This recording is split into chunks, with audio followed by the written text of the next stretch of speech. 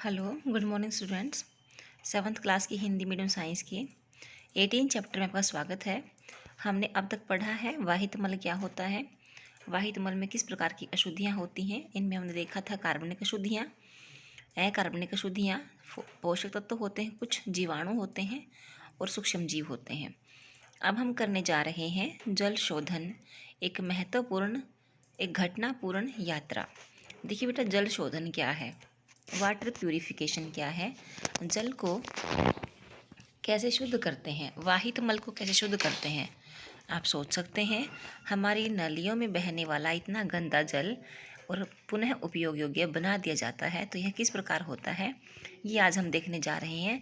पहले हम देखेंगे छोटे स्तर पर, यानी कि पहले आप क्रियाकलाप की तरह आप इसे करेंगे, फिर हमें इसे एक पूरी फैक्ट्री में किस प्रकार से करते हैं, एक पूरे प्लांट में कैसे करते हैं, उसको देखेंगे। तो आओ बच्चों, शुरू करते हैं जल शोधन। घरों तथा सार्वजनिक भवनों को स्वच्छ जल की आपूर्ति सामान्यतः पाइपों के एक जाल द्वारा की जाती है और पाइपों के एक अन्य जाल द्वारा उपयोग किए जा चुके जल को ले जाया जाता है। कल्पना कीजिए कि यदि हम भूमि के अंदर देख सकते तो इसमें हमें बड़े और छोटे पाइपों का एक जाल दिखाई देगा, जिसे सीवर कहते हैं। क्या कहते हैं बेटा, इसे सीवर कहते हैं, जो मिलकर मल विसर्जन की व्यवस्था करता है। ठीक है बेटा, जैसे मैं आपको एक छोटा सा डायग्राम बनाकर दिखाऊं, तो मान लीजिए यहाँ भी क्या है, हमारे घर हैं और इस तरफ भी हमारे घर हैं बहुत सारे। ठीक है बेटा, और ये बीच में गली है और इस गली से एक मोटा सा पाइप निकाल रखा हमने। ठीक है बेटा, तो मान लीजिए इस घर से पाइप आएगा अपना मल लेकर के, इस घर से पाइप आएगा अपना मल लेकर के, इस घर से पाइप आएगा, इस घर से पाइप आएगा, इस घर से पाइप आएगा, सभी घरों से पाइप आएंगे और इस मोटे से पाइप में, बड़े से पाइप में जो है अपना सारा मल डाल देंगे और यह जब जहाँ भी इसका कनेक्शन होगा गलियों के अनुसार वहाँ से गुजरता जाएगा। और मान लीजिए यहाँ पर क्या है, यहाँ पर हमने लगा रखा है मल, वाहित मल शोधन प्लांट, यानी कि वेस्ट वाटर को पुनः साफ करने के लिए हमने यहाँ पर संयंत्र लगा रखा है। ठीक है बेटा, तो ये इस प्रकार का जो नेट है, देखो बेटा, जो इस प्रकार का नेट है, ये वाला जो नेट है ना नलिकाओं का, छोटी बड़ी नलिकाओं का, ये क्या कहलाता है बेटा, ये सीवर सिस्टम कहलाता है। क्या कहलाता है बेटा, सीवर सिस्टम कहलाता है। और मोड़ पर आपने कई बार, जगह जगह पर आपने कई बार एक ढक्कन नुमा गोल गोल संरचना देखी होगी। वो क्या होता है बेटा, वो जैसे इस ढक्कन को उठा करके और फिर साफ करने के लिए जगह होती है, ताकि कुछ मल में अगर कचरा वगैरह फंस जाता है या इसको सीवर को अवरुद्ध कर देता है तो उसको साफ करने के लिए यहाँ जगह होती है। ठीक है बेटा, जिनको हम बोलते हैं ना कि सीवर होल है, यहाँ पे मेन होल है, इस प्रकार से। ठीक है बेटा, तो सीवर कहते हैं। देखो क्या लिखा है इसने, अगर आप भूमि के नीचे देख सकते हैं तो आपको बड़ी और छोटी पाइपों का जाल दिखाई देगा, जिसे हम लोग क्या कहते हैं बेटा, सीवर कहते हैं, जो मिलकर के मल विसर्जन की व्यवस्था करता है। यह एक परिवहन तंत्र की तरह है जो वाहित मल को उसके उद्गम स्थल से उसके निपटान के स्थान अर्थात उपचार संयंत्र तक ले जाता है। मल व्यवस्था में मेन होल सामान्यतः प्रति 50 मीटर से 60 मीटर की दूरी पर अथवा अधिक सीवरों के संधि स्थल पर अथवा उन स्थानों पर स्थित होते हैं जहाँ दिशा में परिवर्तन होता है। मैंने बताया ना बेटा, मल व्यवस्था में जो मेन होल लगाया जाता है बेटा, वो 50 मीटर से 60 मीटर की दूरी पर लगाते हैं, या फिर सीवर के संधि स्थल, जैसे मान लो एक सीवर यहाँ मिल गया, एक सीवर यहाँ मिल गया, एक सीवर यहाँ मिल गया, एक सीवर यहाँ मिल गया, तो यहाँ पर कई सारे सीवर मिलते हैं, तो इनमें कोई रुकावट ना आ जाए बेटा, यहाँ पर संधि स्थल पर या फिर उन स्थानों पर स्थित होता है जहाँ दिशा में परिवर्तन होता है। अर्थात बेटा दिशा में परिवर्तन कैसे हुआ, जब मान लो यहाँ से मेन पाइप आ रहा था, उसको यूँ गुजारना पड़ गया, तो बेटा बीच में कहीं कुछ अटक ना जाए, बीच में कुछ इसको ब्लॉक ना कर दे, तो यहाँ पर क्या लगाते हैं, मेन होल लगाते हैं। ठीक है बेटे, क्रियाकलाप 18.3 में देखिए क्या है, अपने घर, विद्यालय अथवा किसी सार्वजनिक भवन में वाहित मल के पथ का अध्ययन करें, निम्नलिखित कार्य करें। वाहित मल के पथ का रेखा चित्र बनाएं, कहाँ से कहाँ जाता है। गली, सड़क अथवा परिसर में घूमकर उनका सर्वेक्षण करें और मेन होलों की संख्या मालूम करें। किसी खुले नाले के इर्द गिर्द उसके जल में कौन से सजीव पनप रहे हैं, उनकी सूची बनाएं।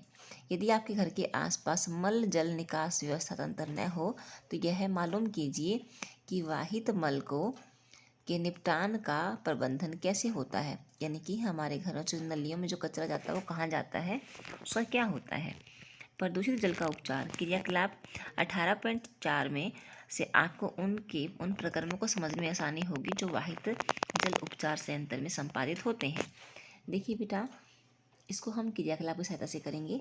कांच के बड़े बर्तन में 3/4 भाग, 3/4 भाग को पानी से भर लीजिए। इसमें कुछ घास के तिनके, संतरे के छिलके जैसे कार्बनिक अपशिष्ट, थोड़ी सी मात्रा में अपमार्जक और शाही। ठीक है बेटा, हम वाहित मल कचरा में बना रहे हैं। ठीक है, हम गंदा पानी बना रहे हैं, उसको साफ कैसे करेंगे। अपमार्जक यानी कि अपमार्जक क्या होता है बेटा, जो सर्फ होते हैं ना बेटा, उनको हम अपमार्जक बोलते हैं। शाही अथवा किसी रंग की कुछ बूंदें मिला दे।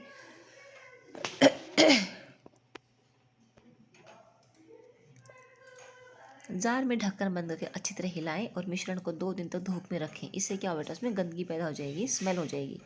2 दिन बाद मिश्रण को फिर से हिलाएं और इसकी अल्प मात्रा नमूने के तौर पर किसी प्रखंडली में डालें। इस प्रखंडली में उपचार से पहले नमूना 1 की चिट लगाकर इसे नामांकित करें। कैसी गंध आती जाँच करें। कांच के जार में शेष बचे मिश्रण में जल जीवशाला के वातित्र से कुछ घंटों तक वायु गुजारें।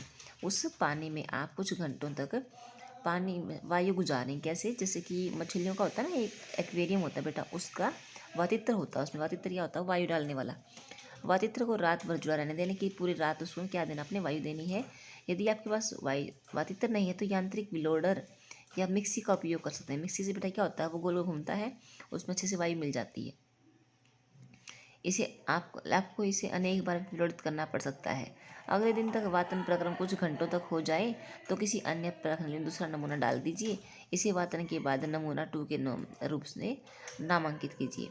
फिल्टर पेपर के एक टुकड़े को मोड़कर शंक्वाकार बना लीजिए। आप फिल्टर पेपर को अच्छे साफ पानी से गीला कर लीजिए और फिर शंकु को कीप में लगा दीजिए। कीप को किसी स्टैंड पर लगाइए, जैसा कि हमने 6ठी क्लास में पढ़ा था। कीप में पहले बालू, ऊपर महीन बजरी और अंत में मध्यम साइज की बजरी की परत बिछानी है। और 18.2 में दिखाया गया, दिख रहा है ये। उसके बाद आगे लिखा है, वास्तविक फिल्टर संयंत्र फिल्टर पत्र का उपयोग नहीं करते। जो फिल्टर पेपर है बेटा, वो फिल्टर संयंत्र होते हैं, प्लांट होते हैं जहाँ पानी साफ किया जाता है, वो फिल्टर पेपर का प्रयोग नहीं करते। लेकिन बालू के फिल्टर की मोटाई कई मीटर तक होती है। बालू क्या करता है बेटा, फिल्टर का काम करता है, फिल्टरिंग की छानने का काम करता है। बचे हुए वातित्र को फिल्टर करके बीकरों में भर दीजिए। द्रव को फिल्टर से बाहर गिरने मत दीजिए। यदि फिल्टर किया हुआ द्रव स्वच्छ न हो तो इसे तब तक फिल्टर करते रहिए जब तक कि आपको स्वच्छ जल न मिल जाता हो। ठीक है, आगे देखिए। फिल्टरित जल के नमूने को तीसरी प्रणाली में डालिए और इसे फिल्टरित जल नमूना 3 के रूप में अंकित कीजिए, नामांकित कीजिए। चौथी प्रणाली में फिल्टरित जल का एक अन्य नमूना लीजिए। इसमें क्लोरीन की गोली का एक टुकड़ा मिलाइए, अच्छी तरह हिलाइए जब तक जल स्वच्छ न हो जाए। प्रणाली को क्लोरीनीकृत नमूना स्वच्छ न हो जाए। ठीक है बेटा, प्रश्नावली को क्लोरीनीकृत नमूना 4 के रूप में नामांकित कीजिए। सभी प्रश्नावली के नमूनों का ध्यानपूर्वक अध्ययन कीजिए, इसे चखिए मत, केवल इनकी गंध सूंघिए। अब निम्नलिखित प्रश्नों के उत्तर दीजिए। वातन के बाद द्रव के रंग रूप में आपको क्या परिवर्तन दिखाई दिए? क्या वातन से द्रव की गंध बदल जाती है? बालू के फिल्टर द्वारा किस प्रकार की अशुद्धियाँ दूर हो गई थी? क्या क्लोरीन से दूषित जल का रंग लुप्त हो गया था? क्या क्लोरीन से दूषित जल का रंग लुप्त हो गया था? क्या क्लोरीन की अपनी कोई गंध होती है? क्या यह अपशिष्ट जल की गंध से अधिक अरुचिकर होती है? आगे लिखा है, अपशिष्ट जल उपचार संयंत्र। बेटा इसमें क्या होता है, इसको हम कल करेंगे। आज के लेक्चर में आप क्या देखेंगे बेटा कि वातन के पश्चात जो है द्रव का रंग थोड़ा साफ हो जाता है। थोड़ा जैसे कि इसमें कीटाणु प्राप्त लगते हैं बेटा, और वो कुछ भारी भारी दिखता है। क्या वातन से द्रव की गंध बदल जाती है? हाँ बेटा, वातन से द्रव की गंध बदल जाती है। बालू के फिल्टर द्वारा किस प्रकार की अशुद्धियाँ दूर हो गई थी। बालू रेत है बेटा, और रेत में छानने से क्या होता है, मोटी मोटी लकड़ियाँ होती हैं, इस प्रकार की जो मोटी अशुद्धियाँ होती हैं ना, वो छन जाती हैं। उसके बाद क्या क्लोरीन की आपको कोई गंध आती है, क्या है, क्या यह अपशिष्ट जल की गंध से अधिक अरुचिकर होती है। क्लोरीन में बेटा पानी में स्मेल तो आती है, ठीक है ना, लेकिन उससे तो कम से कम बेटर ही है जो हम सादा पानी पीते हैं, ठीक है बेटा, क्योंकि इसमें से जीवाणु तो मर ही जाते हैं इसके सारे, ठीक है बेटा। तो आइए लेक्चर आपने यहाँ तक पढ़कर आना है, और फिर उसके बाद हम पढ़ेंगे अपशिष्ट जल उपचार संयंत्र। तो आज के लेक्चर में इतना ही। इसी के साथ thank you and all the best.